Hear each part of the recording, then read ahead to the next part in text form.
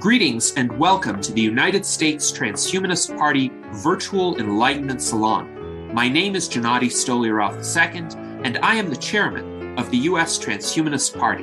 Here we hold conversations with some of the world's leading thinkers in longevity, science, technology, philosophy, and politics. Like the philosophers of the Age of Enlightenment, we aim to connect every field of human endeavor and arrive at new insights to achieve longer lives, greater rationality, and the progress of our civilization. Greetings and welcome to our U.S. Transhumanist Party Virtual Enlightenment Salon of September 17th, 2023. Today, we have quite an interesting conversation in store for you on the subject of active communities and what tools, what approaches today are available to facilitate self-improvement in individuals so that people can approach our contemporary world in the most effective possible manner and also in preparation for the developments that will give rise to the transhuman era.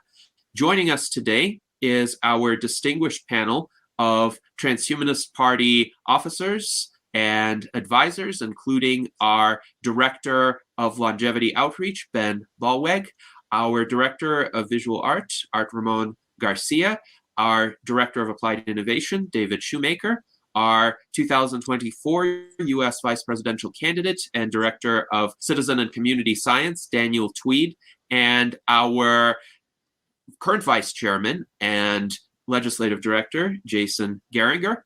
Our special guest today is David Patterson. David Patterson is the founder of a website called Active Community, and this website can be accessed by going to activecommunity.group.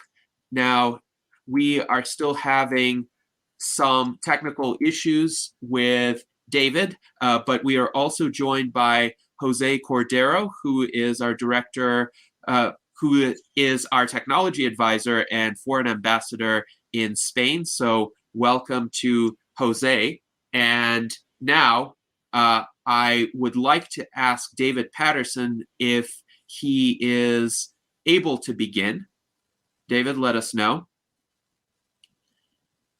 It seems like he's still having some issues getting connected. So I would like to ask Ben Ballweg to tell us a bit about David while we get him connected, because Ben, you and David have been previously acquainted. David, you can stop me whenever you get back online, but I see your video kind of shimmied. So David and I met back in rural Haiti in 2015. I was helping at a primary school foundation, and David came through town. He'd been in a different town, kind of working a similar angle to this active community concept. I don't know if David will enjoy kind of clarifying how his philosophy has changed since then, but that's where we acquainted, and I left there in 2015. I think David maybe was shortly after me. But we recently got acquainted again. David, I hope, David's not here to stop me. So David wrote this book. I don't think he published it, but it was called The End of Poverty or some such thing. And I really found it very interesting to read and then to interact back with him about it. I'm not sure if he's going to quite feel like talking about it today. But he's got a real interesting background, and I mean, just in the preparation for this salon, he and I have chatted a little bit, and I'm really looking forward to a fun salon. He's got some great insights. He thinks a lot about things and how one thing will affect another thing, and so I'm really looking forward to an interesting conversation with him today. Yes, indeed, this should be quite an interesting conversation, and for those who want to look into the Active Community website, the link is shared here, and it seems that there are essentially three pillars that the Active Community approach utilizes: a social dimension, a dimension of morality, and a dimension of motivation, and they are intended to bring about improved outcomes in health, prosperity, and education. Now, David, are you able to hear us now? In the meantime, we have a comment from Jason who writes, Ben was doing volunteer work in Haiti. That's regular hero type stuff. Yes, I can hear you now. Very good. Very good. So if you could tell us a bit more about the active community concept, please go ahead, David.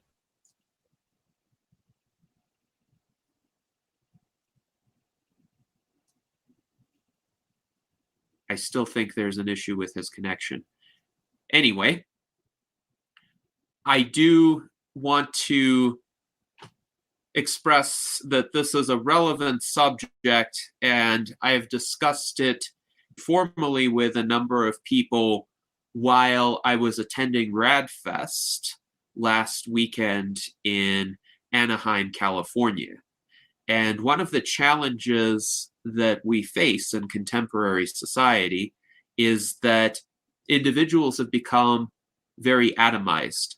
Previous institutions or arrangements that connected people together have largely atrophied or in many cases been actively undermined. And one could say there were some flaws with these traditional institutions, but they have been replaced with essentially nothing except a kind of postmodern subjectivism where it is asserted that there is no objective of meaning, that essentially there's nothing to aspire toward, no bright future to look forward to. Everything is about identity, self-definition, and power dynamics. And that's not a particularly hopeful way for individuals to operate. And in cases where there are genuine objective life crises that people face, where they need to rely on a social network for support, those social networks are often lacking in physical space, especially. Sometimes people can refer to social media or to certain online communities for advice or resources, but that can only go so far. So I'm intrigued to understand more about the concept of active communities when we have David back on.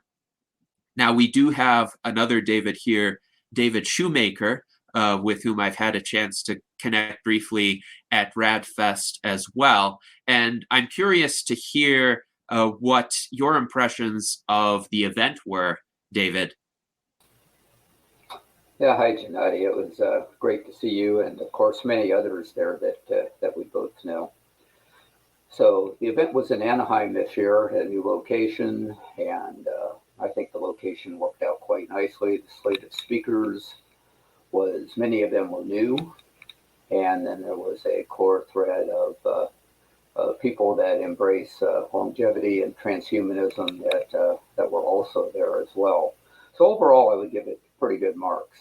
Before I went, I've been 8 years in a row now. I wasn't sure if I wanted to return, but I bought my ticket for my 9th year as well. So I guess it's a tradition that will keep on. So perhaps that is the most relevant answer to your question as far as what I thought about it. But the slate of speakers was nice. And then a chance to meet with people that we talk with on a national and international basis, like Jose Cadero, who's on the call today, probably from Spain, yet he and I were able to spend time together. And then David Wood, who's appeared on this show, and he and I were able to spend time together. And then many others. I don't mean to name drop, I just wanted to show the international aspect, that the community aspect, I think, of RadFest is of equal importance to the content that they bring there. And of course, the content is what draws people to return. So it all works quite well together. So that is my brief analysis, not in depth, of course, of RadFest, but I give it high marks. Wonderful. Thank you very much to David Shoemaker. And David Patterson, can you hear us?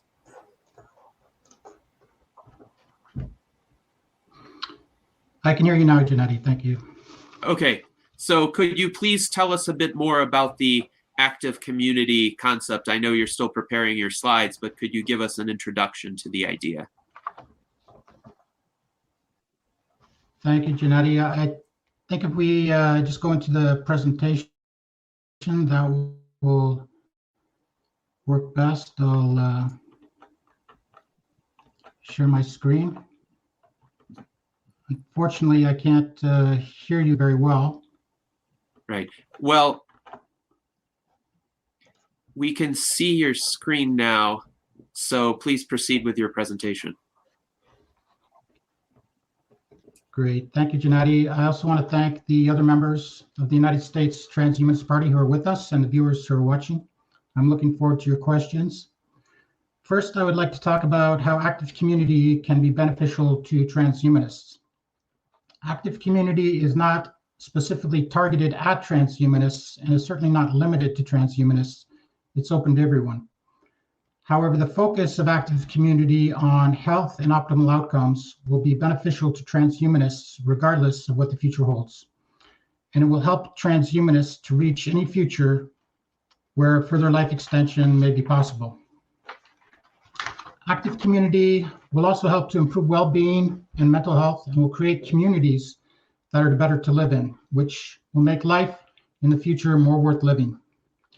Active community will also promote moral principles and optimal outcomes, which are the foundation of civilization and which will help to preserve civilization. Active community is a social group that uses motivation and morality to help individuals and communities achieve optimal outcomes in health, prosperity, and education. These two triangular diagrams show the 6 key concepts in active community.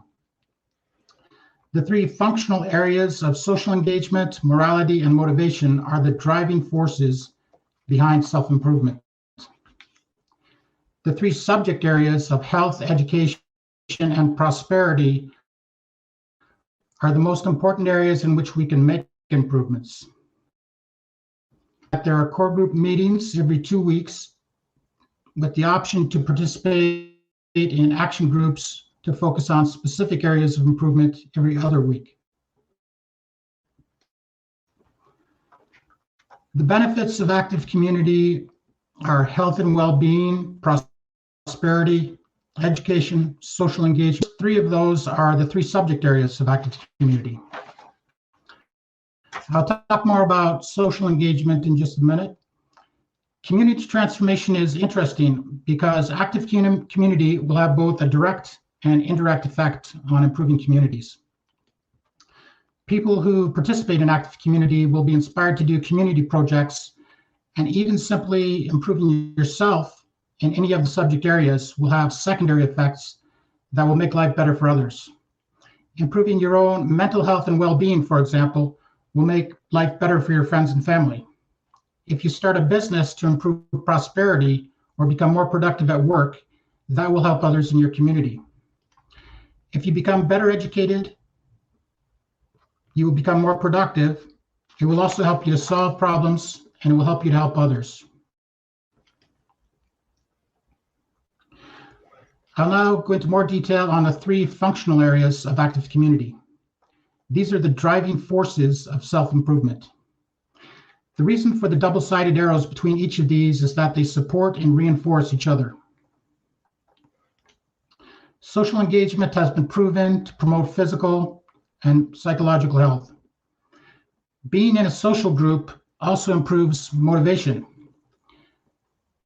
Social engagement contributes to morality by creating greater awareness of and adherence to moral social norms, as well as a greater desire to do things that are beneficial to ourselves and others. Morality in active community refers to the specific things that need to be done to achieve optimal outcomes. Moral behavior causes us to be more acceptable and more beneficial to other people, and so it facilitates social engagement. Transforming things that are beneficial or harmful into moral beliefs increases motivation, since we are internally compelled to act on our beliefs. Motivation is obviously very important for any kind of self-improvement. Motivation enhances morality because it takes hard work to make moral improvements to your life. So a more motivated person will be a more moral person. A more motivated person will also be a more social person. Overcoming social anxiety, for example, requires motivation.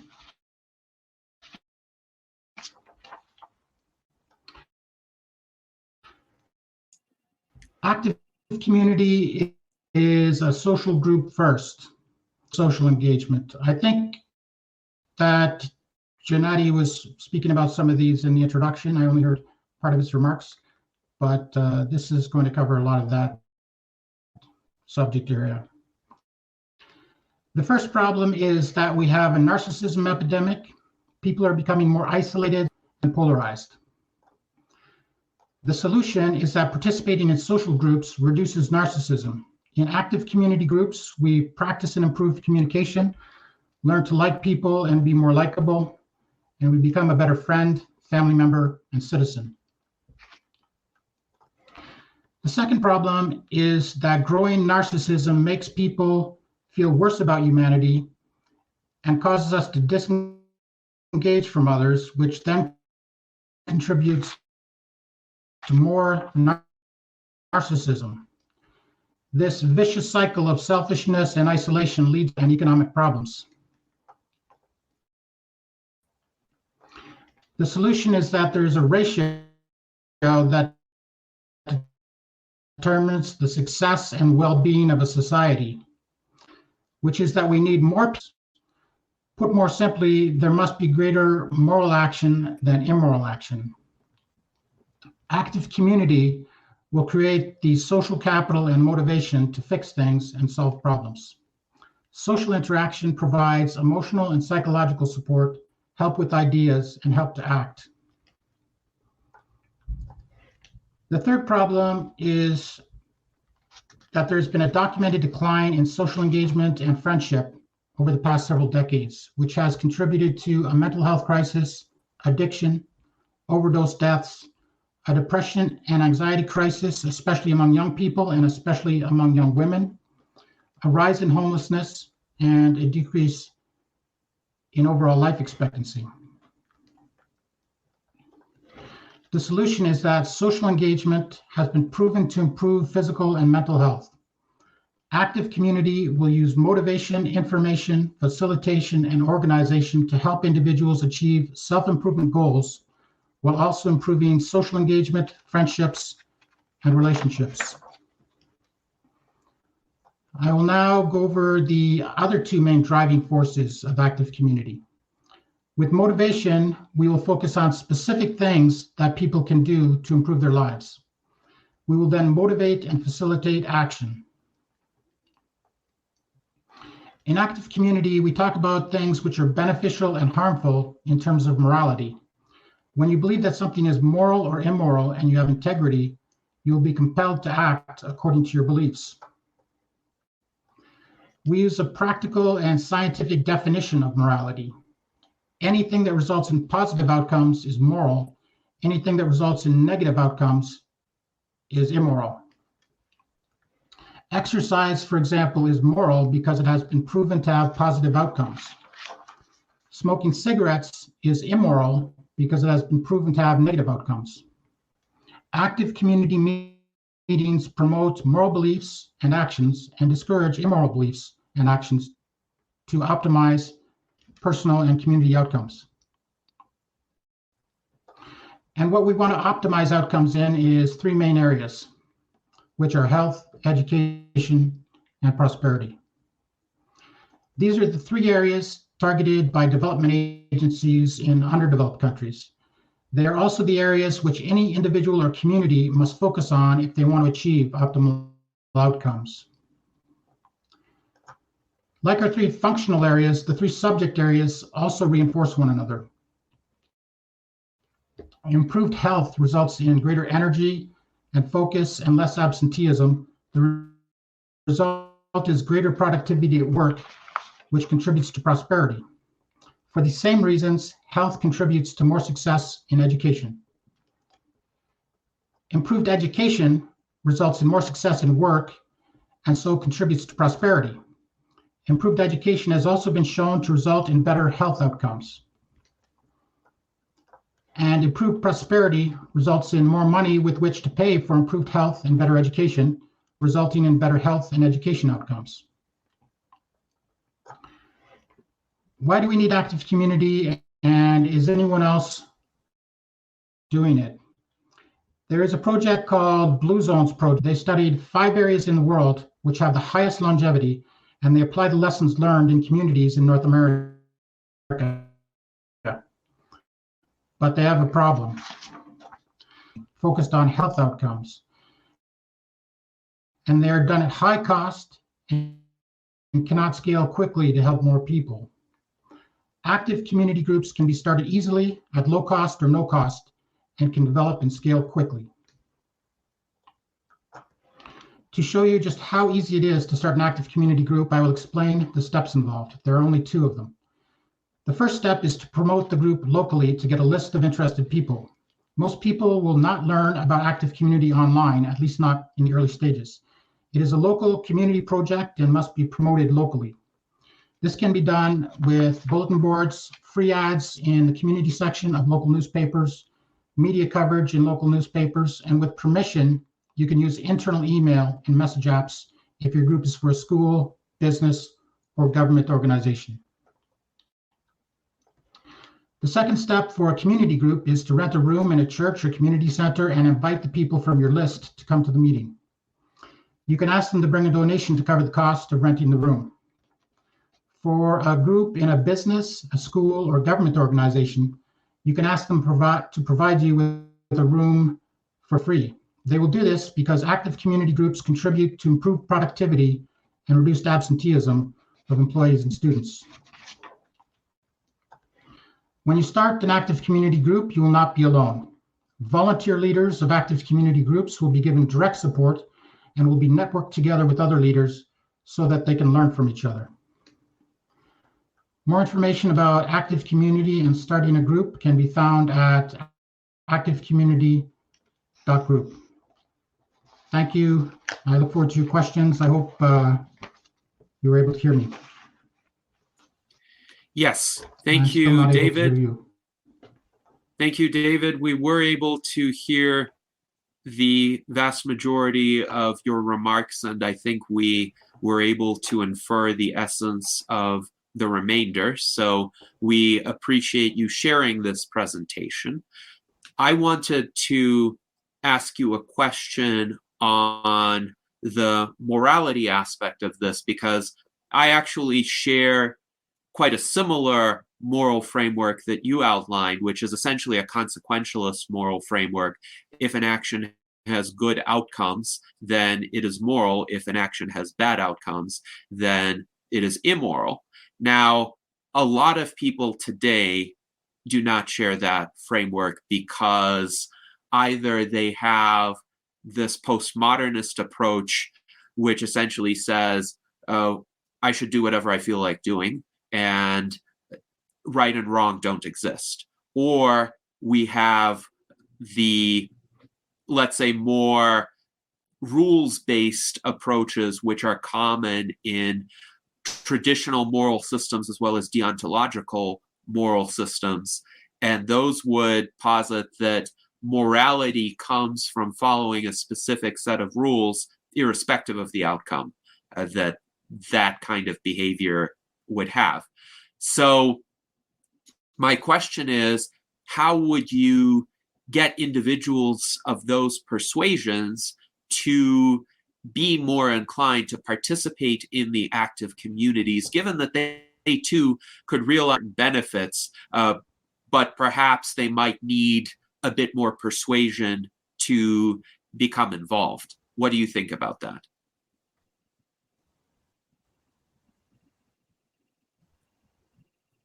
Let's see, I think we have a bit of a connection issue with David again, but we do have a comment from Alan Crowley, who writes, "It's hard to know the outcomes in advance. Sure, we're aiming for a positive outcome, but," and in this case, of course, broader knowledge of what typically tends to lead to positive outcomes is helpful. A consequentialist morality is not opposed to following certain rules Thank you, or Gennady. especially certain principles. Sorry. Yes, David, can you hear me now? The technical issues we seem to be having. Yes, did you hear my question?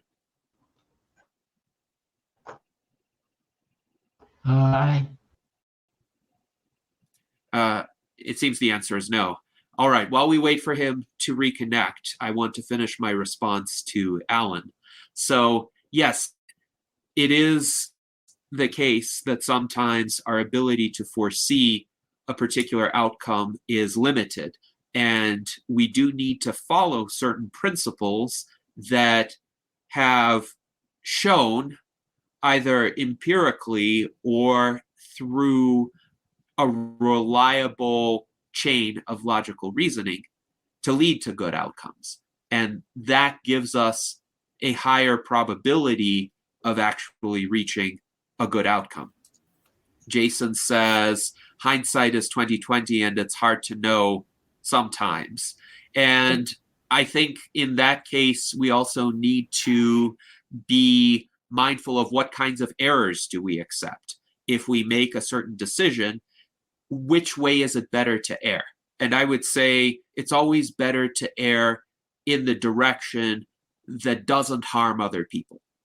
So if there are two courses of action and we don't know the outcomes, but one course of action is capable of imposing involuntary harms on other people and the other one isn't, then we pursue the course of action that is not capable of imposing involuntary harm on other people. But Jason, if you have any additional thoughts on this, please share. Yeah, in Christianity, they kind of sometimes call it, God works in mysterious ways, right?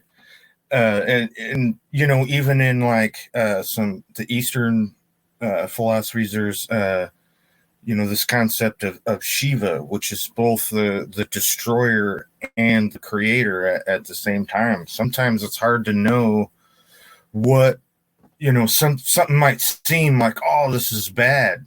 But then on the other side of it, something even way more good was allowed to happen because of this earlier bad thing.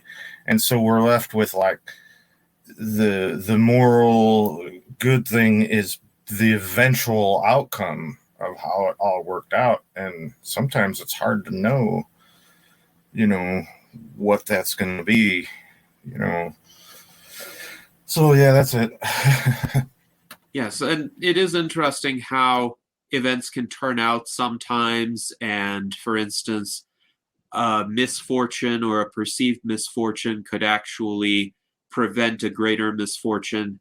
I concede that. I do think, of course, in any decision we make, we need to make sure that the act in itself doesn't harm other people. And this is where I would differ from pure utilitarians who advocate for the greatest good for the greatest number, because they may be willing in some cases to sacrifice the legitimate well-being and interests of a minority in order to advance the well-being of a majority in their view. And I do not adhere to that. I think every action that we perform should be subject to the criterion that we do not impose an involuntary harm on someone else. But David, it looks like you're back. So I would be interested in your comment on the subject of morality and how one can bring people with different moral frameworks into an active community if those people might not ultimately agree on the basis for morality, but they could still benefit from taking good actions that improve their lives. Thank you, Janetti. I've switched from my desktop to my phone, and it seems to resolve the problems for now. The issue of people with diverse moral perspectives, and that it can include religious and political perspectives as well, is one that's mostly resolved by the focus of active community on practical outcomes. If people focus on practical outcomes, then exercise becomes moral and smoking cigarettes become immoral. Most people, I think, in their moral systems or the common morality that is adopted by society, they are not thinking of things that practically. They're thinking of what does their society want? What does their religion want? So by putting religion aside, and even to some extent putting social norms aside, because a lot of the social norms that we're following now are becoming more and more manufactured and not actually moral. It seems every year or every few months, there's a new moral social norm that we're supposed to follow. So by focusing on outcomes, practical outcomes, and making that synonymous with morality, we can bypass a lot of the social, political, and religious issues. Yes, I think that is a fruitful approach, and I completely agree with the statement that you made that a lot of contemporary social norms seem to be manufactured and they don't relate to actual morality in any way, shape, or form. They seem to be more akin to in-group identifiers that keep changing to make sure that if you are in the in-group, you get the signal that they have changed quickly enough that you adopt the new social norm, whatever it is. And usually it's expressed in terms of what language to use or not to use. This used to be called political correctness in the 1990s and 2000s. Now it has gone through a series of names. It used to be called woke insincerity. Now it's become a bit of a pejorative to call it woke, but it goes by different names and it uses different terms for what's acceptable and what isn't acceptable. And what was acceptable or even mandatory via this framework a few years ago can become taboo or a faux pas later on.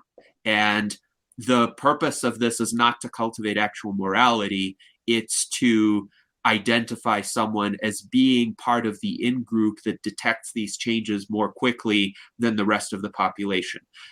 But of course, we're interested in real morality and real good outcomes for people, no matter what stratum of society they come from. We have an interesting question from our friend Mike Lazine, who wonders what is the best way to tackle people who are mentally compromised, and therefore this could lead to a lack of morality. For instance, he wonders, should we seek cures for current incurable mental disorders? But based on the framework that you outlined, David, these could be people, for instance, who engage in self-harm because they have some sort of mental issue, or these could even be people who are a danger to others, but it may be that they have some sort of physical problem that at least makes it more likely for them to behave in that way. What are your thoughts on can active communities help those individuals? A strong focus of active community is on mental health and well-being. And we do have increasing problems with mental health in our society. And part of the problem is the way our society has sheltered and protected mental illness. One of the most important things you can do to become successful is to overcome mental health issues, whether it's depression and anxiety or whatever other mental health problem you may have. You will be more successful if you can overcome mental health issues, trauma, addiction, and irrational thinking.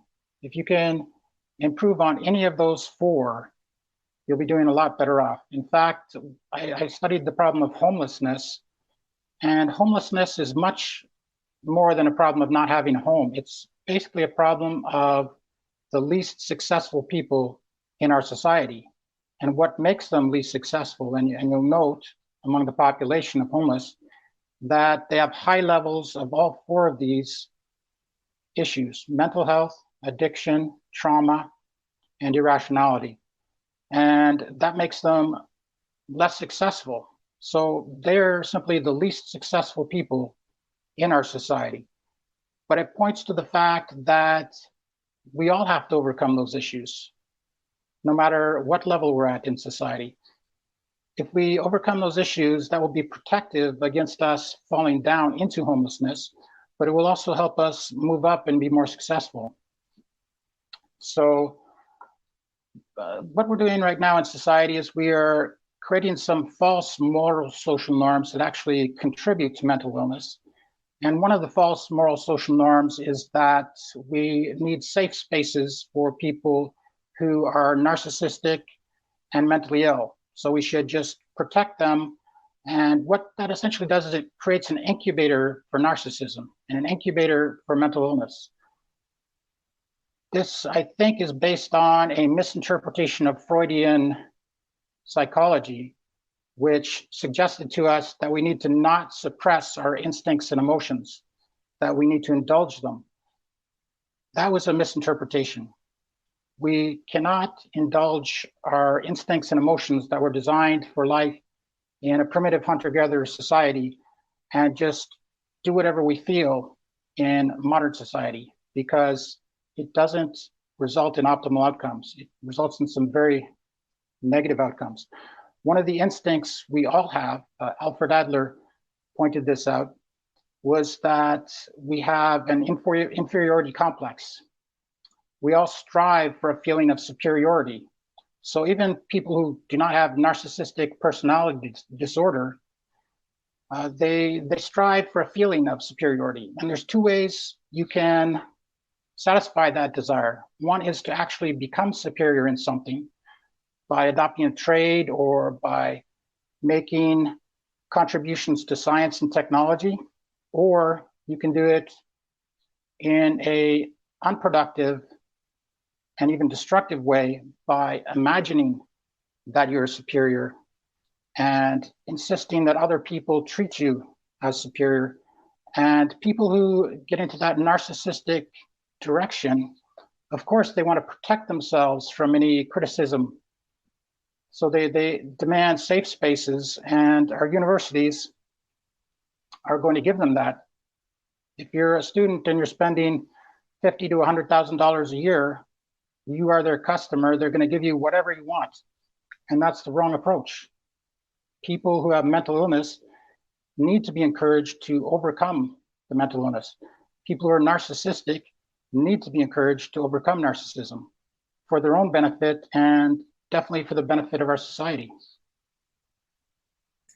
Yes, thank you, David, for that answer. And I'm inclined to agree that to the extent that any behavior is improvable through encouragement or external reinforcement, or even in some cases, negative reinforcement or penalties for bad behavior, that set of tools should be utilized irrespective of whether a person is designated as being mentally ill. In other words, mental illness should not be an excuse for bad behavior, and there are ways to correct bad behavior even among people who are considered to be mentally ill. Now, Jason has a comment.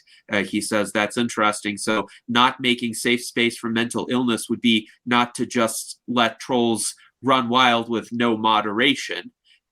And he does say he agrees with moderation. There would be a big argument in regard to this with regard to censorship versus free speech. Now, I think there's a difference between free speech as in differences of opinion being expressed and free speech when it relates to conduct. So if somebody is just posting insult after insult, and it's very clear from the posts that that person is not thinking rationally, not acting in a stable manner in a community that is voluntarily organized and run by its members, a private community, not a government, there is room for moderation. There is room for setting forth a set of standards, like the U.S. Transhumanist Party guidelines for community conduct, for example,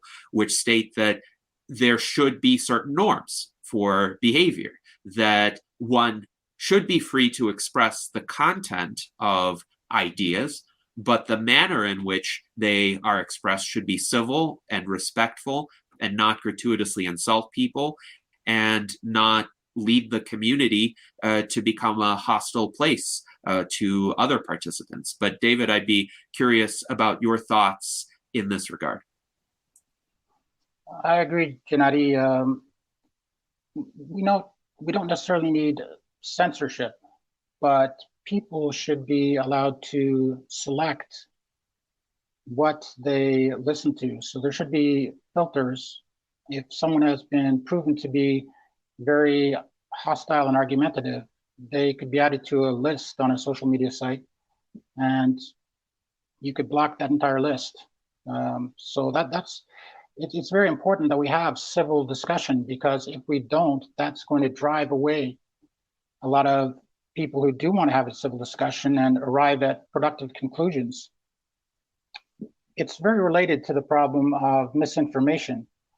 Another way that people sort of create these communities that shelter mental illness and irrationality is through the groups that form on social media, where people end up in an echo chamber. So they're just repeating and supporting a lot of ideas that often are false. I think we saw that during the COVID pandemic. There was some good information out there, but there was definitely a community that got off to one side and started spreading a lot of misinformation about vaccines and about the COVID illness itself. And so the solution, I think, is Twitter, now called X, has already implemented a thing called community notes. And that's very valuable, because previously, if you responded to false information, people would repost the false information thousands of times, but the response would get no notice because it doesn't support the views of that group. By tagging that post with correct information below it, that's going to get to more people. So it's a combination of breaking these isolation chambers through accurate information and encouraging civil behavior. If you're going to get blocked even temporarily and put on a list even temporarily because of uncivil behavior, then that's an encouragement not to be uncivil. We definitely need those two things. Yes, thank you for that response, David. And I do tend to favor the approach of sharing true information in response to false information rather than blocking or censoring the individual altogether. I recall John Stuart Mill's arguments in his essay on liberty about why it's important to allow even false or erroneous opinions one might consider to be wrong or egregious, to be expressed, because one, that could help people refine their articulation of true ideas and better opinions in engaging with these false opinions. And two, this could be a learning experience, because one isn't necessarily omniscient or infallible regarding what constitutes truth. But on the other hand, correcting misinformation with true information is important, and people should do that. People should share more factually based sources, more well-reasoned commentary when they encounter something that they consider to be flawed or erroneous. Yeah, I agree, and sometimes that allows people to learn. Some they might not know it was disinformation, but then they might see it and be like, "Oh, this guy is a debunk video of this thing. Let me watch that and compare." And then they find out, oh, okay. So yeah, the problem becomes when, because disinformation spreads so much faster, it's almost it takes so much more energy to debunk something that you get gish galloped. It just gets so much disinformation you can't, so that's a problem. But yeah. Yes. Go ahead.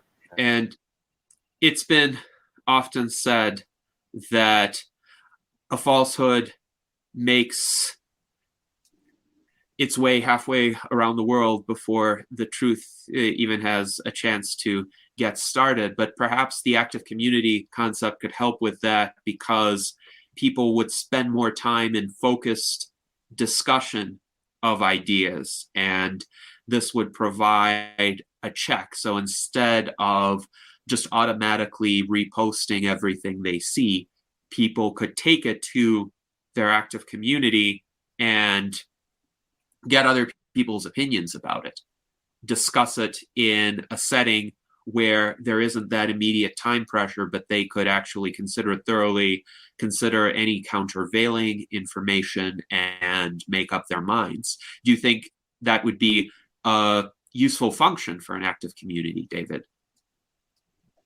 Yes, Gennady, I think that's exactly the role for active community. Is people are getting all kinds of confusing information, or good information just isn't getting into the media, or false information, and certainly social media as well.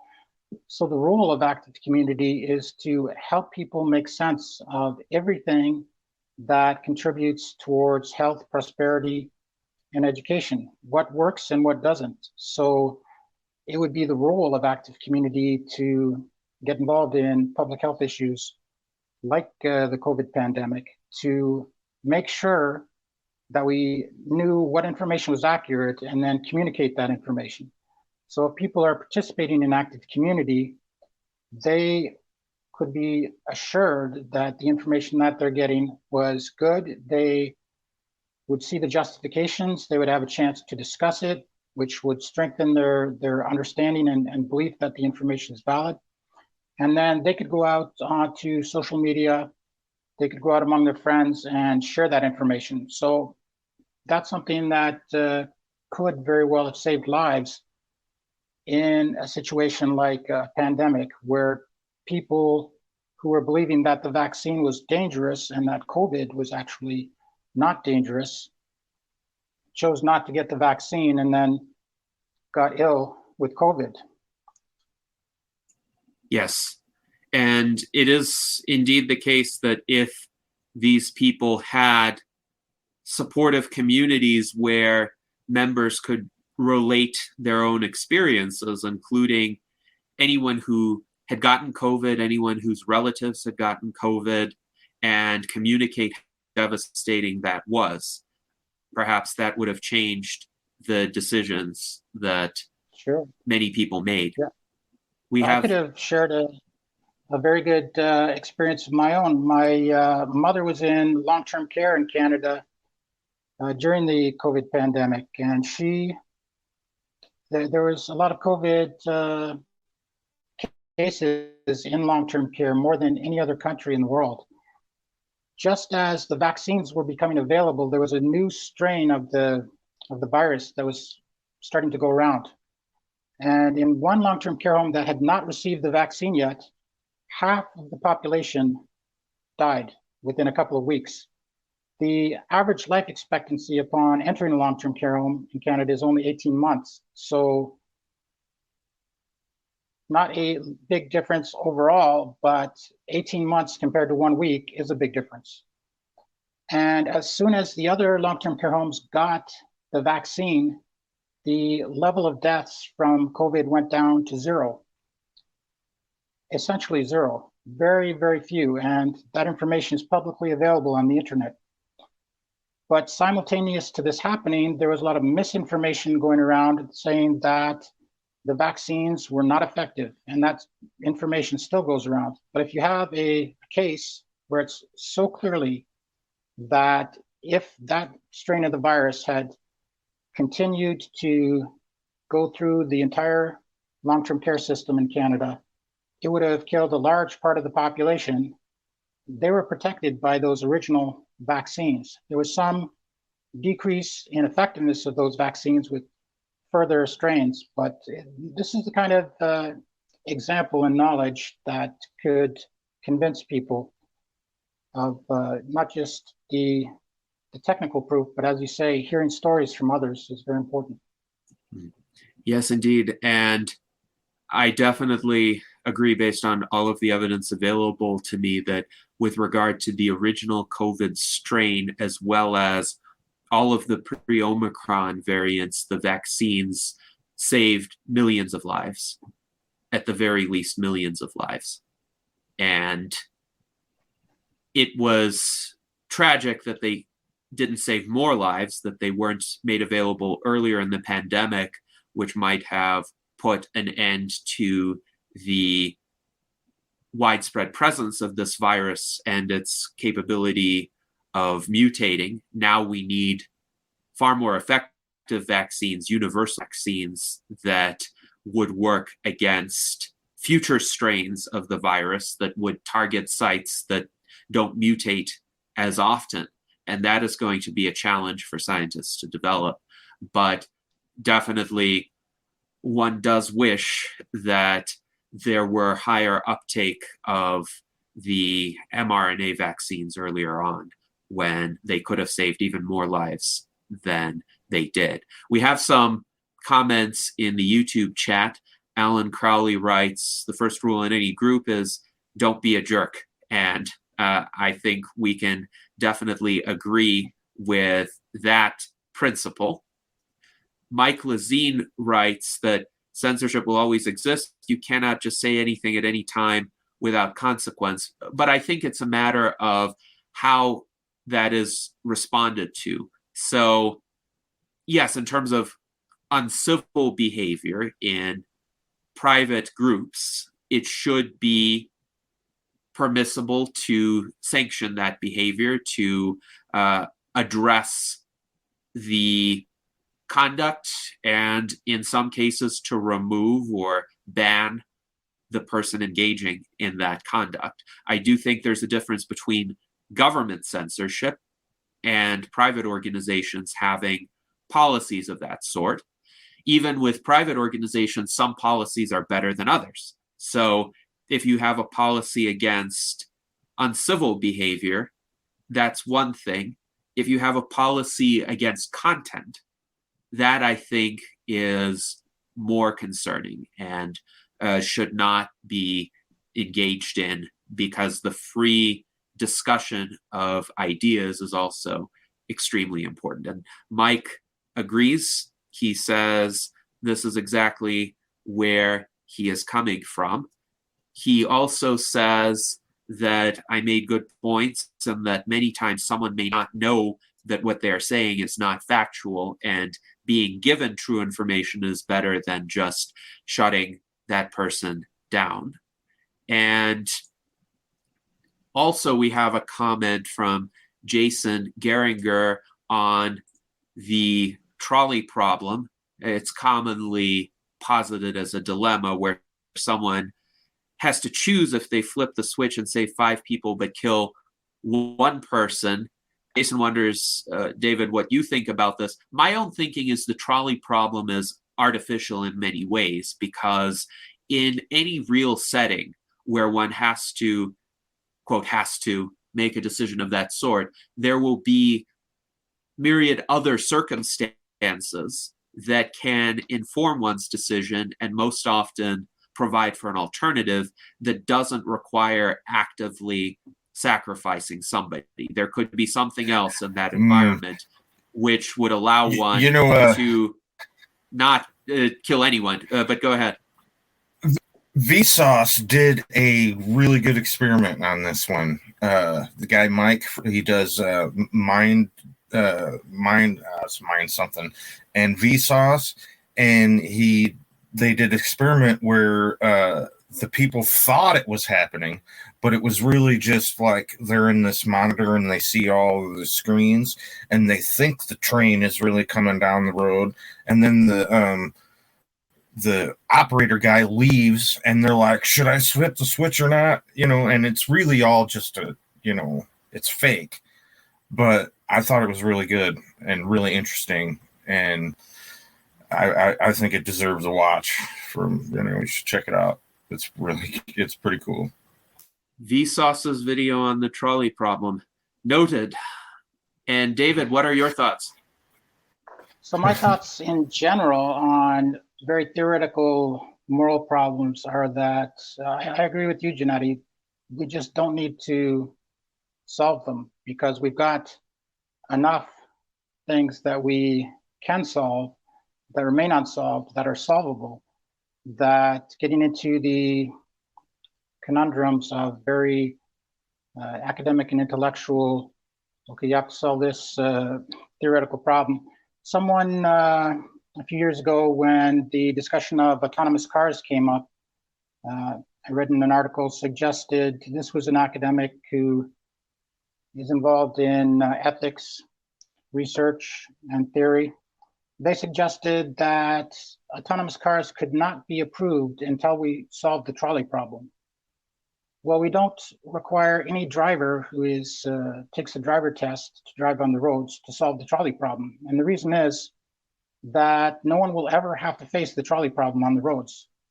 The Y intersection that's uncontrolled and where there's people lying in the road is never going to happen in real life. So that's why you don't have to solve the trolley problem. So I avoid the academic ethics. People are being hired to do deep intellectual investigations into complex things. And so I can see how they're very attracted to that problem because it provides infinite possibility for discussion forever because it can never really be solved. With active community, we're more concerned about practical things, practical outcomes. Quit smoking and you'll be more healthy. Exercise, you'll be more healthy. I've learned that 50% of cases of type 2 diabetes can be cured just with diet and exercise. That's something that a lot of people don't know. So let's get that information out to people, and that can improve their health and their longevity. So there's so many things that are practical and useful. Active community uses that very practical definition of morality, which is all about outcomes. It's not about theoretical problems. It's about what do we know for which there is evidence that can improve your life. So based on that, we will never have to deal with the trolley problem in active community or many of the other highly debated academic issues in ethics and morality. Yes, thank you, David. Yeah. And I'm inclined to agree that those kinds of situations, those kinds of situations that are posited via the trolley problem are at most an extreme minority of actual ethical issues or questions that are faced in the real world. And in the vast majority of situations, there is absolutely no need to sacrifice somebody to benefit somebody else. Rather, there are actions that are very clearly beneficial or at least not harmful across the board that could be engaged in. And those behaviors are being underutilized right now for whatever reasons, be they systemic issues or individual unawareness or individuals perhaps not making the best choices that they could be making. Now, I wanted to see if the other panelists had questions that they wanted to put forth to David Patterson. Who would like to go first? I've got How about- a question. Yes, let's start with Daniel and then David Shoemaker. Yeah, great idea there, David. I would submit that we kind of already have a worldwide active community that David and I happen to be members of. It's the amateur radio hobby, which has a few million people worldwide, and they engage in meeting new people. And it's been said by someone that the fastest way to increase your intelligence is to meet as many new people as possible. And it's also been said the best way to learn something is to teach it yourself. So I think both of these effects can be embodied by the active community. It occurs to me too that we've got something called the right to repair movement, where people can take back the power from manufacturers and make open source fixes on things that are normally proprietary or closed source. And I submit that we need the right to repair civilization, and what you're proposing is a great way to do that. And breaking civilization down into these manageable community-sized bits is so important. I think if you've heard of the "we're all six handshakes" from Kevin Bacon effect, I did a little math, and it turns out that a community of 45 people will put you into being able to shake hands with anyone in the world after 45 handshakes. So I would say have a community of 45 people, even better if they're amateur radio people, and get to know who they know and get to be trustable with them. And being the community science director for the party, I especially find this an intriguing kind of initiative to pursue. So I guess my question is, do you consider being civically engaged and being actively communitarian basically kind of interchangeable ideas? Thank you for the question. Yeah, I agree with you, and you bring up a couple of good points. Being active in any social activity is beneficial, whether it's a radio club or any kind of club. We need more community engagement. There are some organizations that focus on exclusively just getting people together to meet. Rotary, there's Friendship Force. These organizations try and bring people together internationally just to meet and exchange, and locally to meet and exchange and make friendships. So it's recognized that this is a problem. In the year 2000, Robert Putnam published a book called Bowling Alone, in which he documented the decline of social engagement of all kinds. The title comes from bowling leagues, which went into decline after the 1950s. He documented that across all sorts of organizations, there was a documented decline in participation. He also documented that the number of close friendships, and this has been documented further since, and it's getting worse, the number of close friendships that people have has dropped decade by decade. And we're at a point now where a lot of people have no close personal friends that they could rely on to discuss some issue that they have in their lives. So active community, as I said, it's a social community first. So that makes it a very welcoming community to anyone. We're not going to be forcing motivation on people or morally judging you. We just want you to come out and get the benefits of being social first. Anything else is up to you, because just coming out for that social engagement is going to help. It's also going to spawn more activity. More social activity. If you participate in active community and learn that, hey, this is great, becoming socially engaged, or you're already socially engaged, but you gain more from it, then you're going to carry that over into other organizations and maybe create other organizations and participate in other clubs. So we're really, with active community, trying to stimulate throughout society greater social engagement and greater ability to socially engage by becoming a better person, a better friend, a better family member, fixing self-centered psychological problems like narcissism, so that you become someone that people want to be around.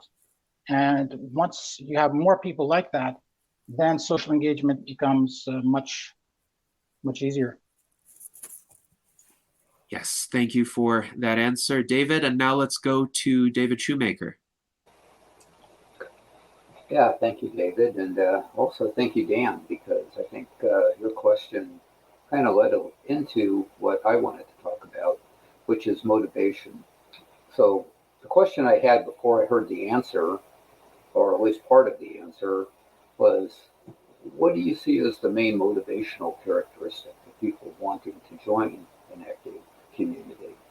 What I heard just a moment ago was social engagement, and maybe there's an offer to myself joining an active community to make myself better, and those would be motivational. But I also look back at my work experience, and working for major corporations, there was usually a push for the professionals, managers in the organization to do community service work and to have things to put on your annual review for the things that you did. Now, that may not be the purest of motivations, but nevertheless, it got me out there, it got me to participate, and actually worked out quite well. So, do you see something like active communities being able to be marketed that way, if you don't object to the word marketing, of the idea of active communities? Also, I wonder what would motivate politicians to want to give acknowledgement to active communities, and would there be something that might be beneficial here? After all, the U.S. Transhumanist Party is a political organization, so I think we need to look at it from that respect. So perhaps you'd like to comment on those things. Sure, thank you for the question. As far as politics, we're inevitably going to have to get into some political issues where there is a strong moral consequence to things. Other than that, we will try not to get into politics. We certainly don't want to endorse political candidates or political parties. Active community needs to remain open to everyone as much as possible, because we want to encourage people to come and get the benefits of it. And typically, anything that involves self-improvement is going to attract more people on the conservative side of politics, whereas the people on the left wing are less inclined to believe that self-improvement is the solution. They want to turn to government. So we have to sort of take a soft touch and try and get people from all sides of the political spectrum. Probably people at the farthest extremes are not going to participate due to probably what I just said about COVID. There's some people who just do not want to hear the truth on that issue. So they won't be happy and won't want to participate. But that's something we have to promote, because it's a health issue, and there's very definite negative outcomes to having misinformation about that issue. So we're going to try and include as many people as possible. Fortunately, the mainstream of both the right and left is largely, in many ways, conservative. They don't want radical change in society.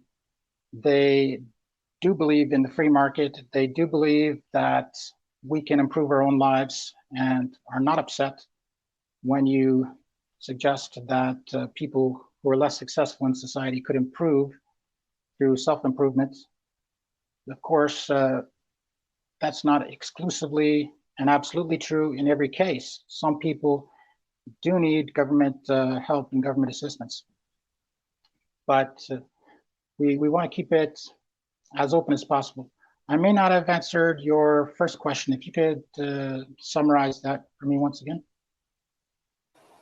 Yeah, I'm looking for lack of a better way to say it, marketing active communities. What's in it for the people to adopt active communities? And we did talk about social engagement and making the individual person better, and maybe opening networking and maybe some things along that line. And I'm Right. just wondering if there were others that you pursued.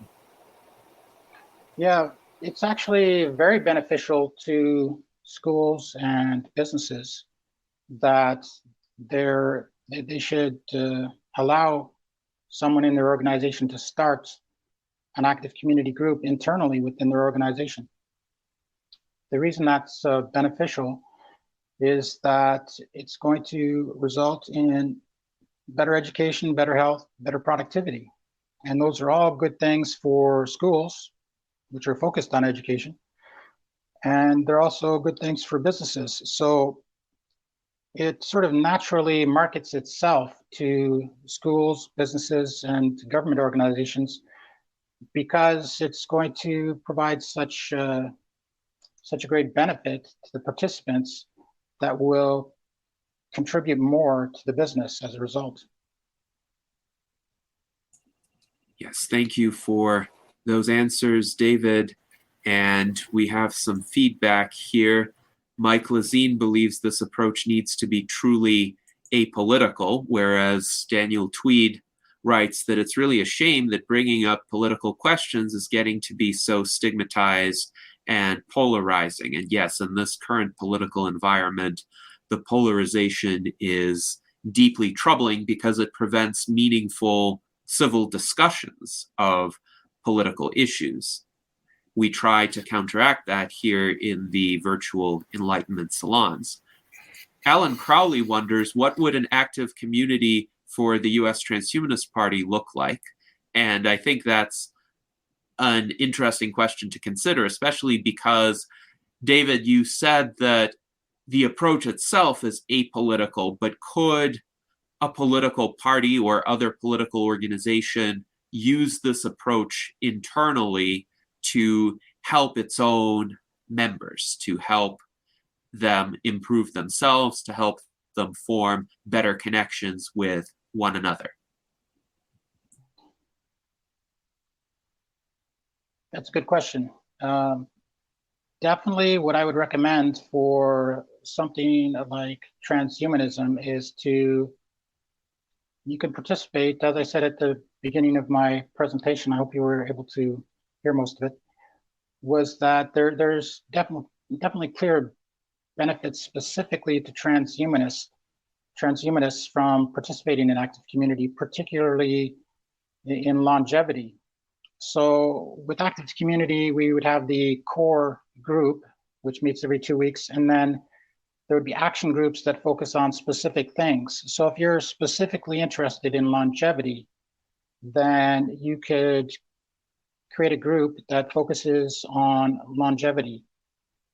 People who are in school will be more interested in student success, perhaps. People in business may be more interested in prosperity aspects of working in business. So there's a lot of opportunity to go into these action groups, these groups that focus on particular things that will help you to improve. So because longevity would be of such interest to transhumanists, it would be a place where transhumanists could gather and to some extent discuss transhumanist issues. It would be better if specific political aspects are left outside the group if it's within active community. Organizing any sort of social participation outside of active community is possible. There's groups like Meetup that organize any kind of group, but you might find more people if you brought in the reach to a topic like longevity, which could capture more people. That can make a subgroup more viable. You need a certain amount of participation to make a group viable. And then those people may turn out to have an interest in transhumanism. And the transhumanists who do come out can network together on that issue, because one of the things about a social group is that it's not specifically directed at any one issue you have to talk about. There's free social time in which you can talk about whatever you want. And definitely, I expect participation in active community to contribute to a lot of things. People who are in active community, just as people who go to a Toastmasters group, for example, to practice public speaking, they may end up going into politics. So people who are in active community and learning about life extension, they may decide that they want to join the Transhumanist Party. They may decide that they want to join another political party, or get into the local city council to work on issues that affect health and longevity. So that's sort of how I see political interests fitting into active community. It would be a secondary benefit. Active community is encouraging people to become active socially, but also actively engaged in solving problems in the real world and not allowing the real world to fall apart.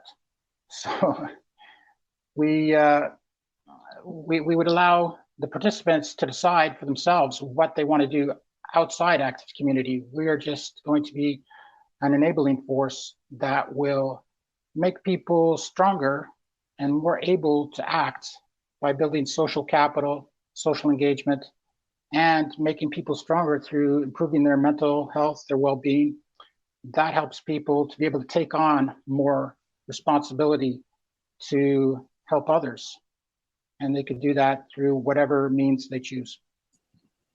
Yes, thank you, David. And it looks like Alan Crowley is developing some potential ideas here. He wonders, for instance, if a viable approach would be to have core group meetings every 2 weeks, action groups for every other week, to focus on key topics that will have the highest positive impact for the USTP right now. He also wonders if local longevity monthly meetups could help. And there have been efforts to do that actually in certain contexts. So for instance, Vitalik Buterin, who is the creator of Ethereum, funded a gathering. He called it a pop-up city in Montenegro called Zuzalu, which took place in the spring of this year. And essentially for 2 months, people who by and large were longevity enthusiasts, though they had other interests in the areas of futurism, artificial intelligence, creating new jurisdictions where one could experiment with certain policy frameworks. They gathered in this town in Montenegro, and they essentially spent many weeks together attending presentations, but also, if they wanted to, participating in essentially lifestyle-related activities. So for people who were interested in longevity or regular exercise or healthy eating, there were support groups for that, and there were shared activities that were coordinated. So it was a very intensive kind of gathering. Of course, the limiting factor was that it was by invitation only. You had to, in many cases, pay a lot of money to travel over there, and you had to have the spare time to disassociate from whatever location you were at. And most people who have day jobs, for instance, who have more conventional middle-class lifestyles, wouldn't be able to just get up and go somewhere for 2 months. So having something local, like an active community that you propose, perhaps with an area of focus that the participants might be interested in, such as longevity, would be a great benefit.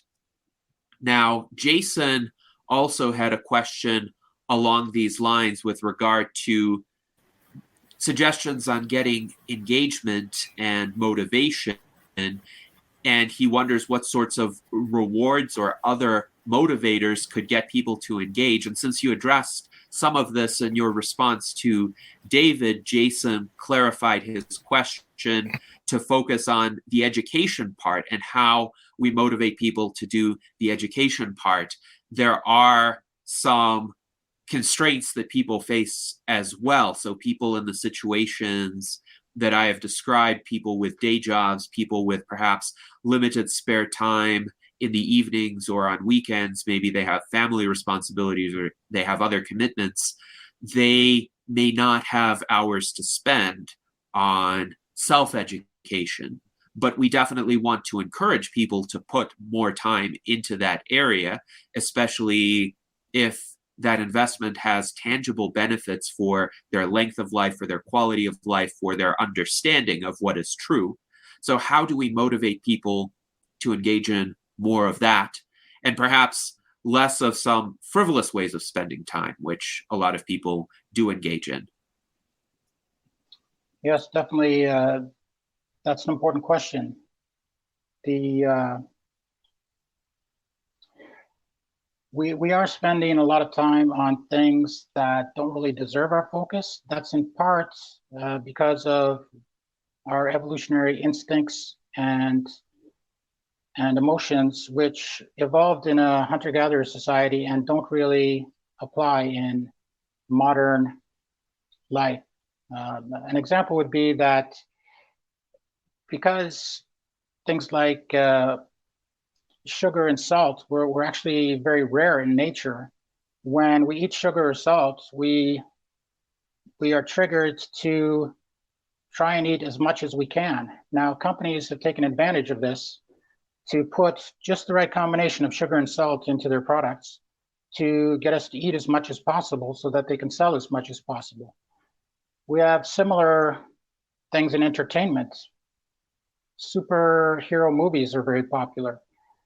Going back to Alfred Adler's theory about the need for a feeling of superiority, which he said we all have and we can't live without. We must strive to feel superior in some way. Well, watching a superhero movie and imagining that you have superpowers to change the world, it satisfies that emotional need, but it's not productive. You're not actually taking action to improve your life or the lives of others. So one of the aspects of active community is to make people aware of those evolutionary biological instincts and how there's a mismatch with modern society and how their time is being misused and other things, so like their diet is being misdirected because those evolutionary instincts are no longer giving us the right outcomes. So we have to become self-aware of what we're doing and why we're doing it. If people were self-aware, then active community would be a very high priority because we're helping people to improve a lot of practical things about their lives. But it may not necessarily trigger a lot of those instincts. What will happen going forward into the future is we're going through a big transition period in the next 10 years. We're going to be entering an era of hyperabundance, but we're also going to be entering an era, and we've already entered it, of very rapid change. So what active community can do for people, in education, for example, we will likely switch from instructor-based education to AI tutoring-based education. Tutoring has been proven to be much more effective. You adapt the education specifically to the individual. It just hasn't been cost-effective. So with AI, it will become cost-effective.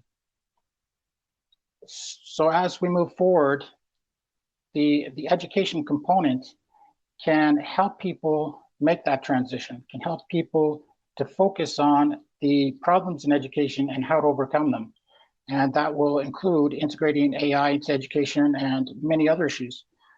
The hyperabundance that we're going to get into, especially in the next decade, will give people more free time. So that will solve the problem of people saying, I don't have enough free time to focus on my child's education. I'm just going to send them to school and hope for the best. Instead, they will have more free time to work on those issues. They will also, people will have fewer physical health problems because they'll be cured. They will have less need for material things because of hyperabundance. And so they will be more focused on mental health and well-being and doing the things that can improve their health, prosperity, and education in ways that improve their lives. Because just the basic functionality of having our physical needs met. In fact, for most people, our physical needs are met in our society right now. And yet mental health is in decline. It's not getting better. And so taking the time to work on those issues is very important. As we move into an era of hyperabundance, we will have more time.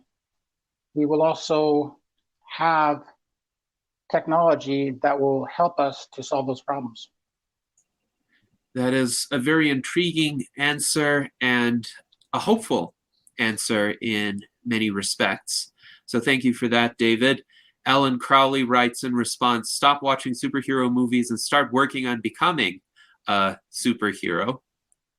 Now, I also think that it is indeed correct that the majority of the mismatch between how humans spend their time and how it would be best for them to spend their time arises from a mismatch between our evolved impulses and drives and the contemporary environment that we find ourselves in, where we do have a lot more material abundance than our Paleolithic ancestors did. We also have very different ways of connecting with people.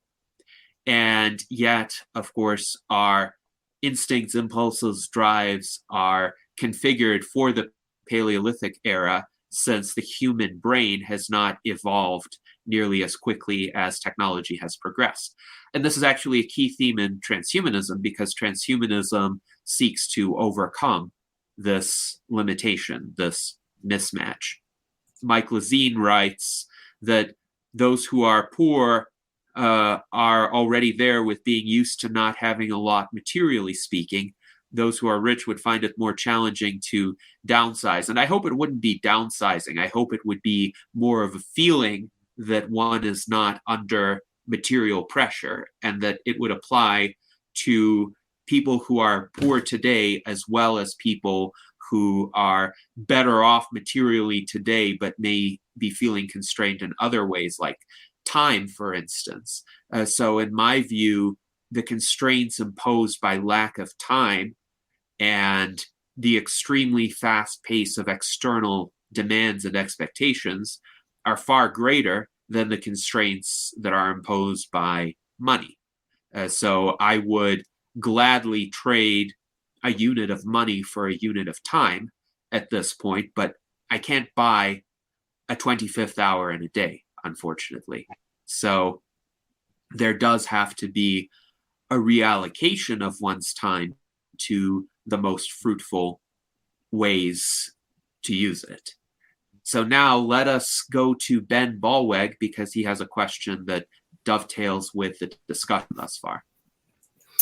I think I wanted to aim at, with us evolving from a hunter-gatherer society, and then how we have come so far from that socially in the last, call it 10 millennia.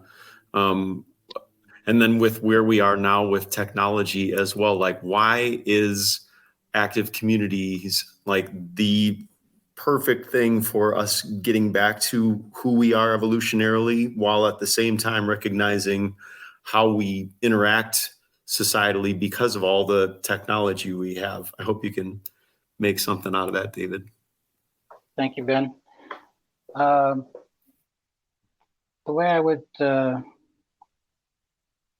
address that question is that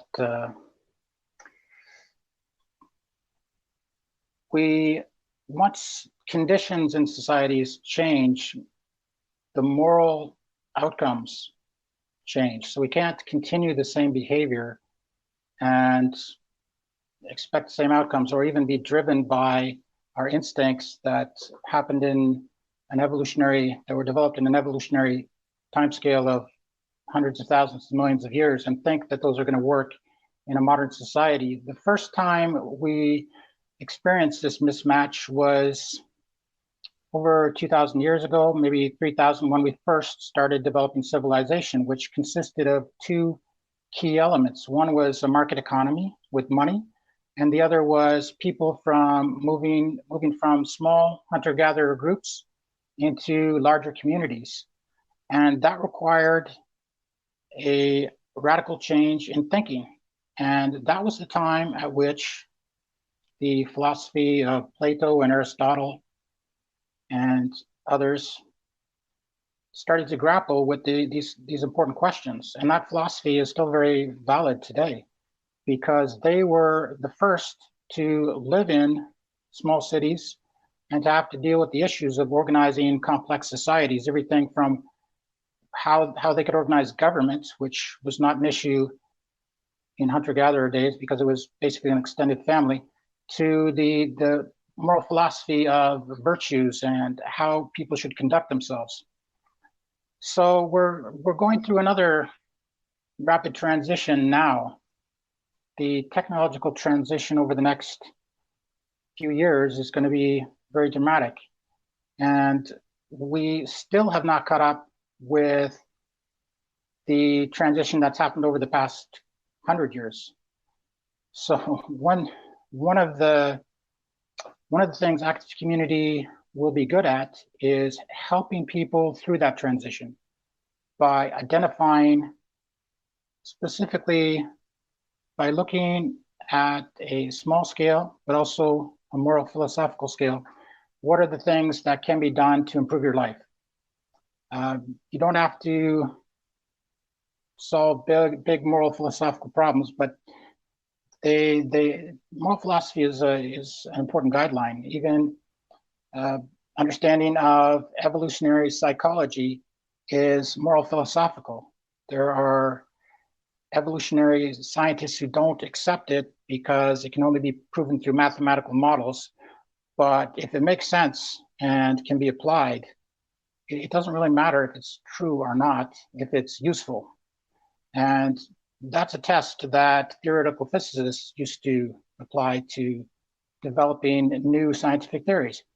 If it's useful for explaining a phenomena, then the theory may be good. And in practical terms, if it's useful, then we can use it. If it results in better outcomes, then we can use it. So active community is definitely going to play this role of helping establish what are the moral rules that we should be following currently that are well adapted to our current conditions, the current, what's sometimes called environmental conditions, not to be confused with climate change and the environment in that sense, but our conditions that we live under, which are very different than hunter-gatherer conditions, and which are becoming even more different now as the internet has had a strong influence, and a lot of the internal issues that people were sheltered from because they did not have access to the ideas of thousands of individuals. They were filtered through the media, and the media only presented to us things that they thought were valid. And to an extent, we were protected from a lot of strange ideas. Now we don't have that. We have to decide as a society together, how do we want to structure our behavior, our society, so that it produces the best outcome. Yes, thank you, David, for that response. And we have some feedback from within our chat. Bruce Davis writes, more time would change everything. Time to grow, time to heal for many, time to learn more, time to plan better. And I completely agree with this sentiment. Sergei Gubkin writes that instincts were evolved in hunter-gatherers, and that is one problem. The other is that cultural ways and mores developed in nomadic primitive societies and persist today. I would say those kinds of cultural mores are adaptations to that Paleolithic environment, and sometimes they may be obsolete in today's world. And it does merit thoughtful consideration which mores are still valid and which aren't.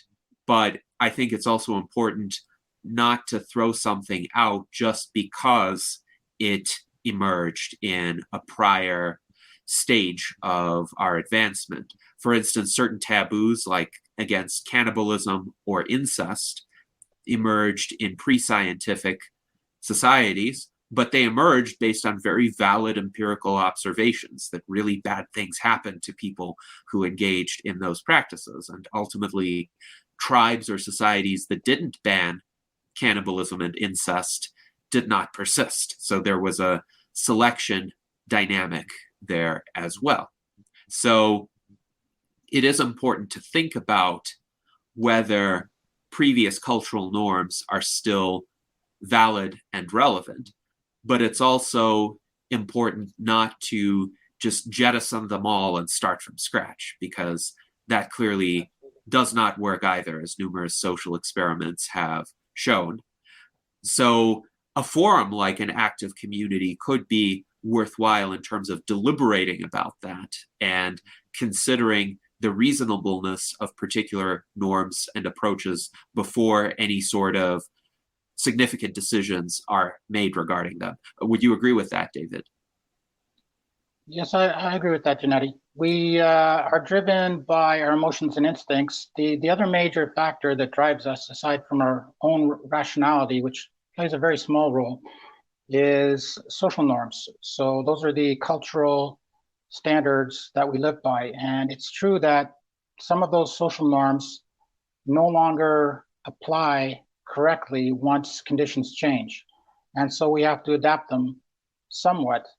What has been happening is that some people have said we should just throw out all those old moral social norms that developed and were tested over hundreds of years and invent new things that are going to work better. We're actually very bad at doing that. And now a lot of, as I said before, a lot of social norms are just being invented more by the minute. And we're expected as a society to follow these regardless of the merit of these social norms. I think there was a transition that happened around 1980. We actually hit a point where we had things pretty well correct. Obviously, there were extremists like the Nazis and the communists and more extreme socialists. But in developed societies, we had actually established pretty good social norms. But there was the radical progressives in our society wanted to keep progressing. Well, once you reach the optimal state where things are the best, if you continue to progress beyond that optimal state, you become suboptimal again. So the outcomes, rather than continuing to become better, become worse. So we need to stop adapting moral social norms in some ways. In other ways, we need to be more conservative and preserve the good aspects of ancient and old moral social norms that are still very beneficial. There has been adaptation needed, and we need to identify what that is. But going beyond that is just as harmful as falling short of the optimal social norms and conditions that match the current conditions. Yes, indeed. Thank you. And Daniel Tweed recommends that we look up Chesterton's fence. And this is a parable that G.K. Chesterton put forward, which essentially means don't undo something until you understand why it was done in the first place, or do not remove a fence until you know why it was put up in the first place. And this is a worthwhile consideration with regard to social norms as well. It really is worthwhile to think how and why they originated and whether those motivations for originating them are still valid motivations today. So thank you for that response. And we also have some comments from Jason Geringer, who writes that he likes how David includes both morality and education into the basic plan. Consensus of a general morality is the core of a healthy community, and humanists and transhumanists try to do that. Even if we don't agree on a common morality, we can talk about it and try to get closer. And also, in our internal chat, Jason wrote that some of David's responses gave him the idea for motivating educational pursuits to essentially encourage people by letting them play a mini game if they pass the educational component, so that our, let's say, attraction toward that is triggered with gamification. And that's an interesting concept as well, to introduce an element of gamification. So now let us go to Art Ramon for his question. I'm having trouble coming up with a good one. But did you say that the active communities are only in person, or can it be done online? Can you have online active communities? Active communities will be done in person. The idea is to get people off the internet and personally interacting with each other. There's just no way to properly reproduce social interaction through a online chat format in its complete form. There's so much that's lost, and it becomes more formal. Yes, you could do 90% of it if it was absolutely necessary. You could have an online option, especially for people who are not able to make it out for whatever reason. So you can do an online option, but it's difficult to properly interface and match up an in-person meeting with an online meeting. Basically, all you can do is stream. I guess it may be possible. We'll have to see how it works out. But the idea behind active communities is also that it's local community-based. So you actually want to interact, not based on a shared interest, but you want to interact with the people in your physical community. And that's important because that gives you access to a diversity of views and all kinds of people who are of all kinds of different capacities and have different experiences. And so that's important for the social engagement, to not try and pick and choose people to interact with, but to interact with as broad a group of people as possible. That's how social skills and empathy are developed. So it would be possible as a secondary means to allow people to participate. Another option for people who are not able to participate in person is eventually, if when active community scales up, we could have a volunteer program that would send 2 people to people's houses and discuss some issue with them every 2 weeks.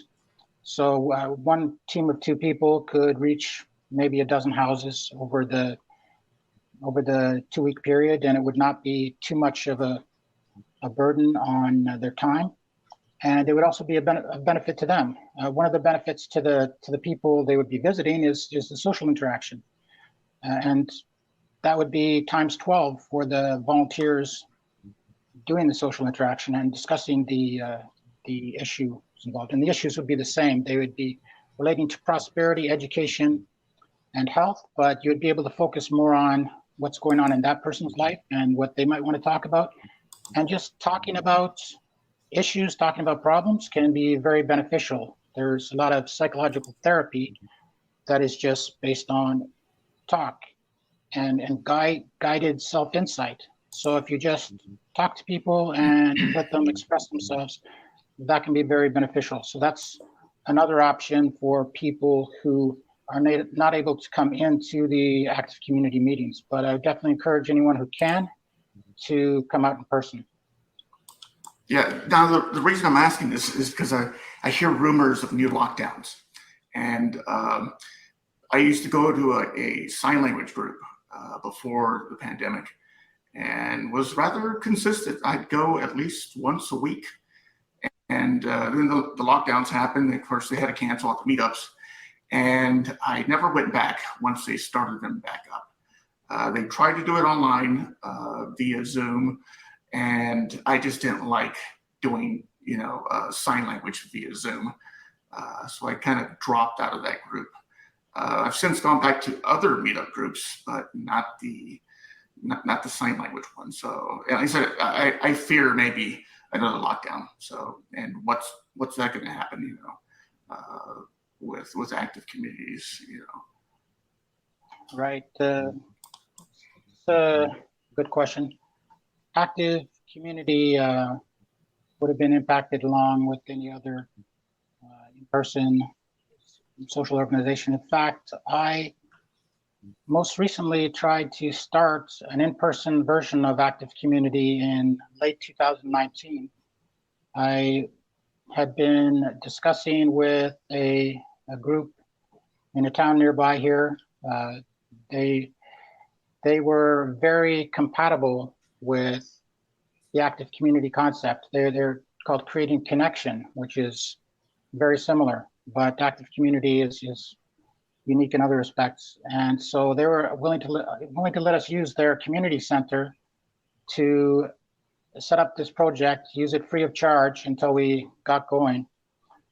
And we were ready to start in early 2020. And then, of course, the lockdowns started. And that brings us forward to the present day, where I'm hoping we can get this started. Unforeseen circumstances, we can't say what's going to happen. But one thing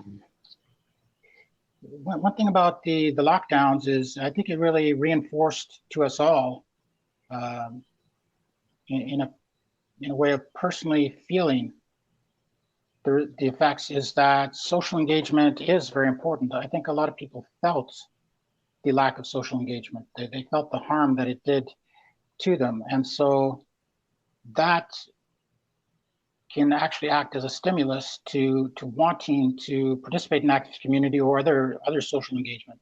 I think it very likely will. So in the short term, it definitely harmed our social engagement. But in the aftermath, if we can use that to boost our social engagement because of this new awareness, that would be very beneficial. Otherwise, that harm will just remain harm, and we will gain nothing from it. But in this case, there was widespread suffering because of the disease itself, but also because of the social isolation. And we don't have to just sit back and let that harm be persistent. We can come back and engage socially even more to make up for what we lost during the pandemic. Yes, indeed. That is a good point, David. And there is a benefit to having in-person communities, and that it is possible for members to offer physical support to one another. So the online communities certainly can facilitate a lot of highly effective sharing of ideas, as we are doing here. But if somebody has an emergency, if somebody needs assistance, say, if somebody needs assistance moving from one place to another, or they need to be transported somewhere because they can't transport themselves for whatever reason, the other members of the active community may help with that if they're so willing, but there's a higher probability of getting that kind of help. Now, we have some interesting comments as well from Sergei Gubkin, who writes that forcing social change beyond what the general public is ready for has been tried in the past, unfortunately, and the results have been catastrophic and have had disastrous consequences. I think those of us who hail from the former Soviet Union understand from history how that can play out. And he also writes that he doesn't advocate going against our instincts and intuitions just for going against our instincts and intuitions for their own sake. So if following them has been shown to do harm, then we should not follow them. But otherwise, there may be some acceptance of more traditional or customary approaches if we don't have evidence that they inflict harm.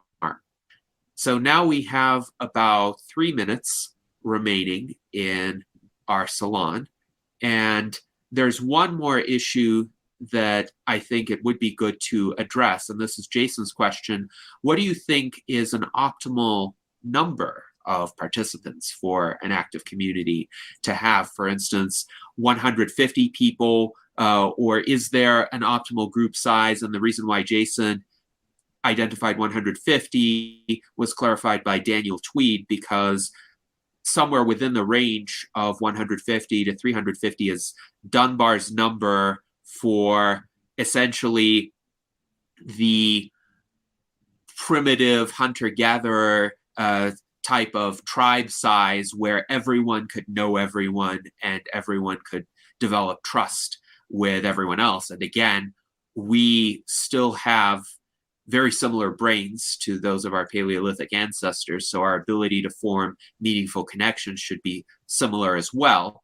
But what do you think of this question of an optimal number, if there is one? That's a good insight about the optimal number and reforming a tribe. We do have these instincts. Carl Jung suggested that not that we suppress our instincts, but that we integrate them. We make sure that they're not causing harm, but that instead they're directed towards productive, beneficial things under our current conditions and in our lives. The